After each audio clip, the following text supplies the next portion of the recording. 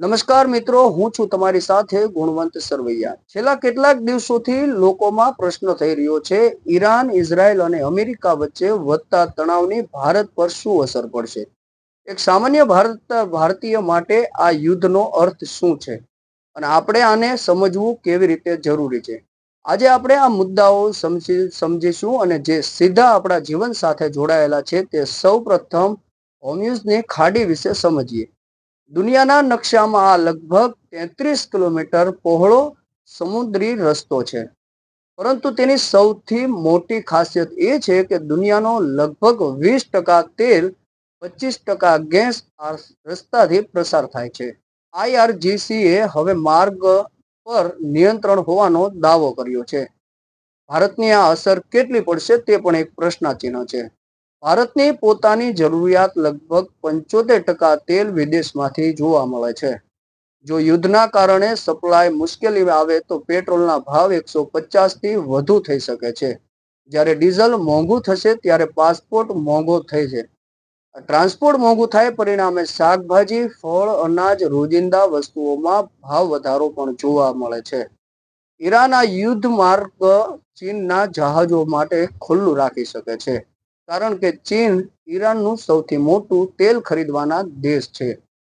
જો ચીનને તેલ મળતું રહેશે અને ભારતને મુશ્કેલી પડશે તો ભારતના ઉદ્યોગો માટે ઉત્પાદન ખર્ચ વધશે, જેના કારણે માલ વૈશ્વિક બજારમાં મોંઘો થઈ જશે. મેક ઇન ઇન્ડિયા અભિયાનને ઝટકો લાગી શકે છે. અમેરિકાનું નિવેદન છે કે અમેરિકાના રાષ્ટ્રપતિ ડોનાલ્ડ ટ્રમ્પે કહ્યું છે કે જો તે સ્થિતિમાં સમુદ્રમાં જતા જહાજોનું ઇન્સ્યોરન્સ ખૂબ મોંઘું થઈ જશે અને તેલનો વેપાર મુશ્કેલ બની શકે છે. એલપીજી ગેસ અસર ભારત માટે કાચા તેલનો થોડા અઠવાડિયાઓના સ્ટોક છે, પરંતુ એલપીજી ગેસનો સ્ટોક ખૂબ ઓછો છે. જો યુદ્ધ લાંબુ ચાલશે તો ગેસ સિલિન્ડરના ભાવ વધવાની અને કમી થવાની શક્યતા છે. ભારત ખેતી માટે યુરિયા અને ખાતર માટે ઇઝરાયલ આસપાસના દેશો પર આધાર રાખે છે. જો ખાતરની સપ્લાય અટકી જશે તો કિસાનોનો ખર્ચ વધશે અને પછી દાળ, ચોખા અને ઘઉં જેવા અનાજ મોંઘા થઈ શકે છે. વિદેશમાં કામ કરતા ભારતીયો માટે સાઉદી અરેબિયા, યુએઈ અને કતાર જેવા દેશોમાં લગભગ 90 લાખ ભારતીયો કામ કરે છે. તેઓ દર વર્ષે ભારતના $100 અબજ ભારત મોકલે છે.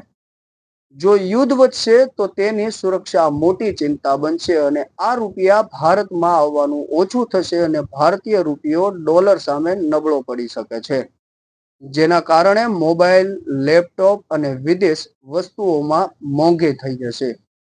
પાકિસ્તાન અને ભારતની જમીન માર્ગથી અફઘાનિસ્તાન જવા દેતો નથી, તેથી ભારતના ઇઝરાયલ આ બંદર અને એશિયાને યુરોપ સાથે સીધી સાથે જોડાયેલ છે.